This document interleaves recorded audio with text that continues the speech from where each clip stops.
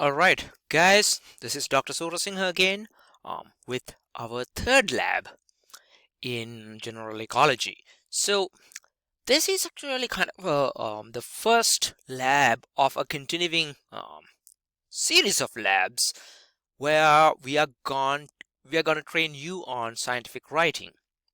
So this is the very first lab, and we have kind of broken it down to several weeks. The entire scientific writing process. The idea is to make this exercise less strenuous for you, and kind of it helps you to understand the actual complexities of scientific writing better. So what you are looking at right now on the screen is the actual assignment, which will tell you what to do, and this is where you are going to actually, like complete the assignment. Now, outline outlining a published scientific paper. The idea over here is actually we are going to assign you to read a particular paper. That paper that you all are going to read is already available on Blackboard, which is this one, right? Which kind of discusses the overall demographic aspects of um, chimpanzees and talks about the chimpanzee demography, their life expectancy, survival under different variable circumstances, right? What promotes life expectancy, what goes against it.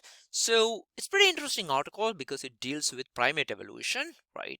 Depending on and it's the study subject is the chimpanzees, which, as you know, is the closest living relative to humans.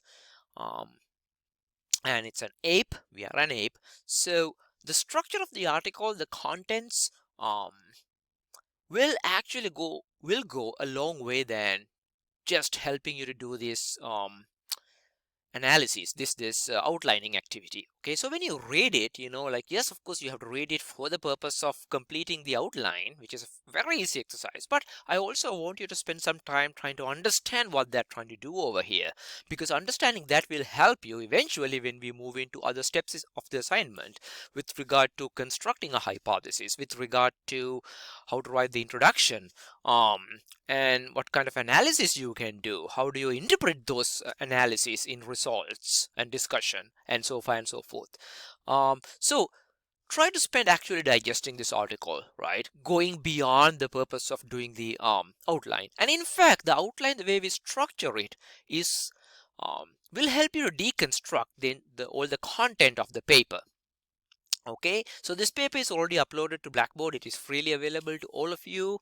And then this assignment, right, um, is also already available to you through Blackboard. So um,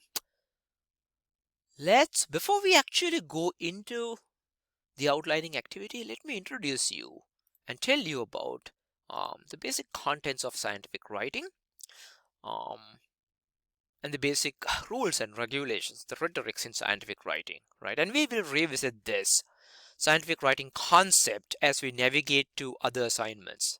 Okay, um, now to develop hypotheses. Now that is actually kind of the key theme of scientific writing, right? Revolves around developing a hypothesis and constructing a hypothesis, understanding why hypothesis development is important, right? And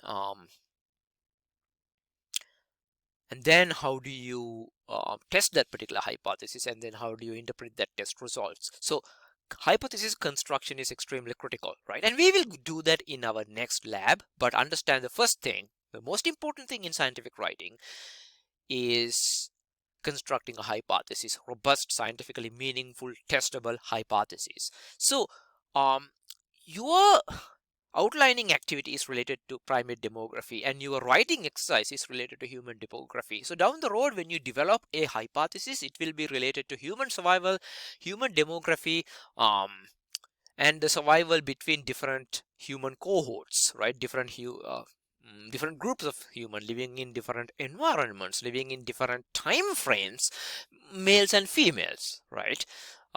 So this is also quite interesting because it's actually ecologically meaningful to understand demography, right? Particularly it's the the most fundamental principle that underlies population ecology is demography. So that's really important for you to understand. Number two, um, the hypothesis you produce, the interpretation of those testing results, statistical results, relates to health, human health, medical sciences, right? So it's a very broad discipline that you are going to tackle, and which makes it really interesting to work on this field, or to handle this assignment. It will be very entertaining and fun. So I must mention that scientific writing is an extremely important part for a science student, particularly in biology. As a professor, yeah, of course, I'm the egghead, right? But yeah, and I spent, more than half of my job is about actually doing research, publishing that research. So scientific research takes up a huge portion of my job, my career, right? So without that, actually, I would not exist, right? So that's how important scientific writing is to me. Okay, to actually do research, collect data, write it up, and publish, right? We continuously do that kind of work in our lives. So overall, during this scientific writing assignment, you will learn different rhetorics related to scientific writing. So writing is variable between sciences and humanities, right? So I know that you guys, have taken at least maybe some basic science writing course or technical writing course in the college. You might have taken with the English department. Unfortunately, I cannot tell you that I'm happy about the way that you guys are trained in technical writing, because there are very strong differences um, between disciplines how you write. Okay, to be honest with you, do you think that we all scientists write in the same way across different disciplines? Do we write in the same way in biology versus chemistry versus physics? No, there are actually um, rhetorics that differ even within sciences. There are certain elements conservative to science, and there is, at the same time, the scientific writing discipline is so liberal that we differ so much across different disciplines. So what you learned in your English course, what you may already have learned in your chemistry, don't apply those principles. Okay, I will tell you very crystal clearly the principles of scientific writing. Now, clarity and credibility is extremely important, right? You have to be very clear in your language. You don't beat around the bush. You don't insinuate. You are not going to be implicit. You are going to be explicit. Say what you want to say in the shortest, clearest possible sentence, right? Don't try to make your sentence complicated, right? And we will understand these principles when you do the outline. See how clear their language is, how short, how succinct their language is, right? And see how they actually try to reach credibility, right? By actually providing citations or by providing evidence, right? Is how actually you reach credibility, right? It's not in scientific writing, what you write should not be a matter of opinion. It should be informed opinion, right? Not your personal opinion, not your personal thesis, right? It should be always backed up by evidence, either supported by existing literature or supported by the data you collect, supported by the analysis you have done. Okay, it is not what you believe, right? Belief is not a part of science. Okay. So in terms of language, in English department, when you're taking English courses or from the professor from English department, you may have learned to, use these flowery languages. Don't go there. Okay, don't go there. Right to the point. Okay, we are not interested in, again, like beating around the bush. For example, I'll take a very simple, stupid example. If I were to ask you, write about how you go home after end of this class. Well, it's simple as you leave the lab, leave the building, enter the car and drive home, right?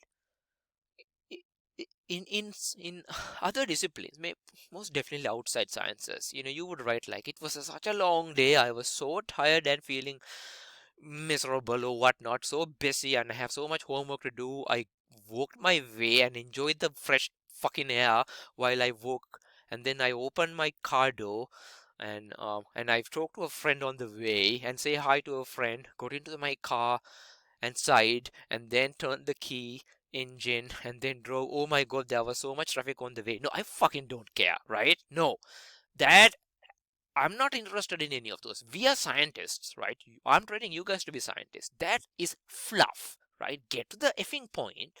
Just do not make anything flowery, don't write anything extravagant, right?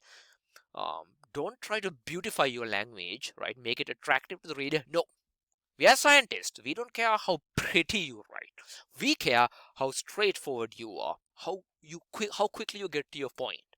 So drop that flowery language that you were trained to do by your English professors. They are not scientists. We are, okay? And also when you will experience how the lack of flowery language in the outline when you read it. Okay, pay attention to things, like validate yourself. Am I bullshitting? Right? Numbering. So I will remind you back about numbering, like how do you include numbers. Basically, if it is 0 to 9, you actually put the number. Okay, like you actually write out the number, like 1 ONE, right? 9 NINE, right? Like that. But if it is greater than 9, 10 or above, then you actually directly include that particular numeric format. If you are referring to numbers in terms of a range, like between 10 to 15, right, or between 2 to 3, you actually put 2 dash 3, right? You don't say TWO to THREE. No, you don't write it out, right? You actually use numbers when you're referring to ranges. If you are referring to something with units like 9 kilometers, it's 9 km, right? 10 degrees Celsius, 10, right? Degree symbol, Celsius.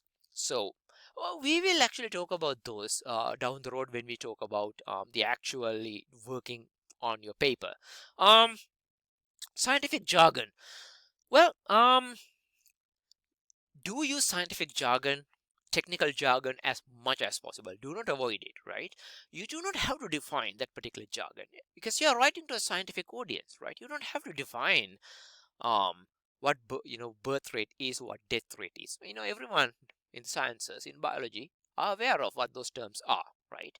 But if you are using a very peculiar jargon that is very unique to certain subdiscipline in ecology, yes, we might have to actually define it, right? Explain what that is.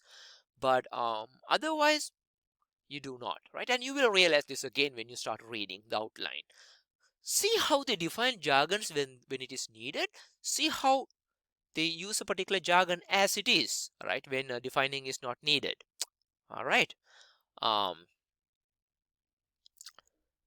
And that's about scientific jargons. Paragraphs. Paragraph separation, right? Like this is something I notice in students. They usually tend to write very long continuous long paragraphs. No, separate paragraphs when you switch between ideas, right? Speaking of which, look at the outline paper, how they separate paragraph, how short their paragraphs are, how long their paragraphs are, right? How do they restrict certain sentences into one paragraph, right? How do they transition from one paragraph to another, right? It's each paragraph is a different idea, different concept, different point you want to hammer, right? And there's a flow between different paragraphs, right? Do not keep a huge gap, right? The reader should be able to easily follow your ideas as they read. Well, grammar is important, right? So double check your grammar, double check your spelling. So any technical English rule in terms of grammar, right? Singular versus plural usage, everything. Tense, past tense, present tense, all of those rules apply as they are, right? So every statement you mention in a scientific article should be supported by citations or by evidence based on the data you collect, based on the statistical analysis you did. See how this plays in the outline, right? Be very specific when you use unit, right? Time should have units. That could be seconds, days, minutes, hours, right? And any measurements you make should have a unit as well, right? Numbers like counts do not have units. We do not in scientific writing use quotations. Look at the outlining paper. There is not a single quotation we use. Instead, we actually cite. When we cite, we paraphrase, okay? we will go through these paraphrase regulations again, right? And everything we cite, it goes into a reference list. Okay, now these things are extremely important to understand, or to understand by experience when you read the outlining article. You will notice in the article that you're going to read for outlining, we don't list materials, right? Remember, in your lab reports, particularly in chemistry, you are required to list materials you use. We don't do that in science, period. Okay, you list the materials you use in the context, not as a separate list of materials. Okay, in sciences we do not prove anything, right? What we do is we actually develop a hypothesis, right? A working biologically meaningful hypothesis, and then we construct a null hypothesis that opposes your scientific hypothesis, right? Remember, when we worked through the Beans lab, we explained these things. Okay, so, and remember what we did, we were trying to test if null hypothesis is supported based on the data. That's what we were trying to do, not the opposite, right? We were not trying to test whether your biological hypothesis is true or acceptable. No, we were trying to reject your null hypothesis and see whether the statistical tests support rejection or does not support rejection, right? So because of that, you can never prove if your biological hypothesis is true. You cannot even prove whether your null hypothesis is true, because remember, when you did statistical tests, it gives you a particular p-value, a probability, right, that your null hypothesis is acceptable by chance, right? So that is never 100% or 0%, right? Because of that reason, because statistics will never give you 100% probability or 0% probability. It will be extremely low number, it could be extremely close to 0 in terms of probability. It will be extremely close to 100 in terms of probability. Never 100%, never 0%. Okay. And it's extremely important throughout the writing activity that you try to understand why it is this important. To what context is this study important? Okay. And last but not the least, I do want to highlight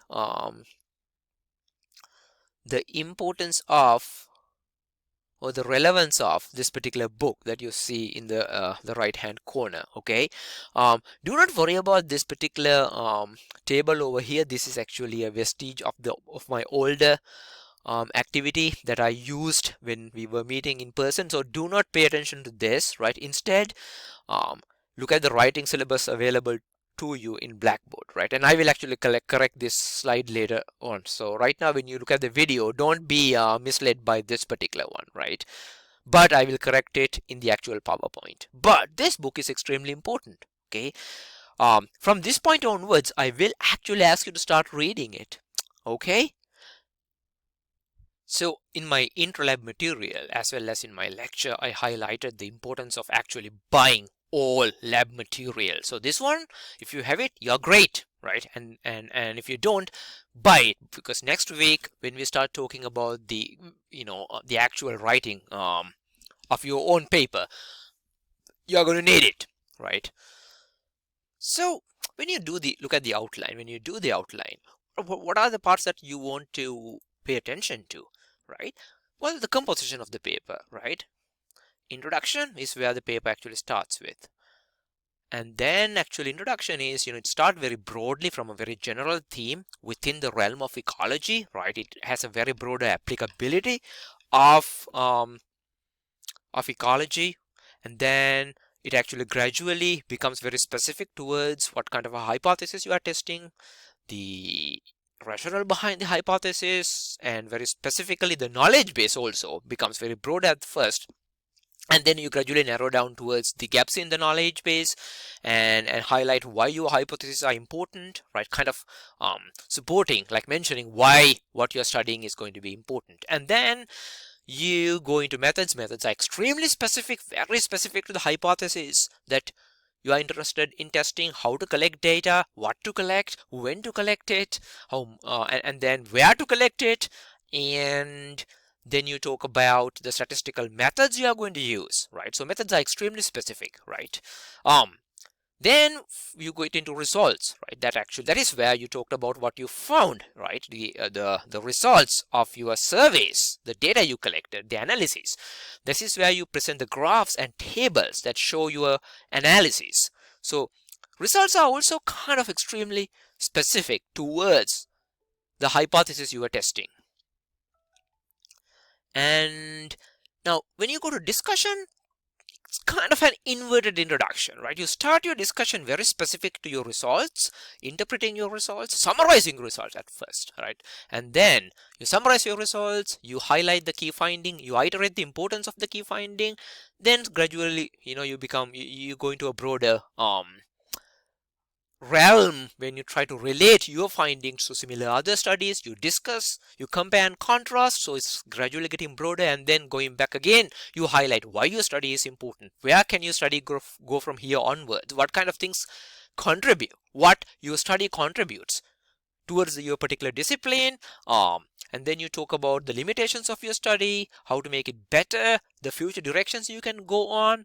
So like that, the scientific writing of a research paper actually follows this hourglass-like pattern. Introduction, you start very broadly, and then introduction itself becomes very specific and narrow focused towards the methods, results, and then as you go towards discussion, it becomes your writing style becomes much more, from narrower to broader. Okay, so general to specific, specific to general. And then other sections of a scientific paper includes literature cited, your methods, your introduction section, and your discussion section will have a lot of substantial amount of literature. You will notice this in the outlining paper. And so whatever you cited, whatever you read must be mentioned in the literature cited section. And then any scientific paper, research paper should have an abstract, which is kind of the face of the entire article. Right? So generally, you don't write the abstract first, although it appears first in a paper. You write it last.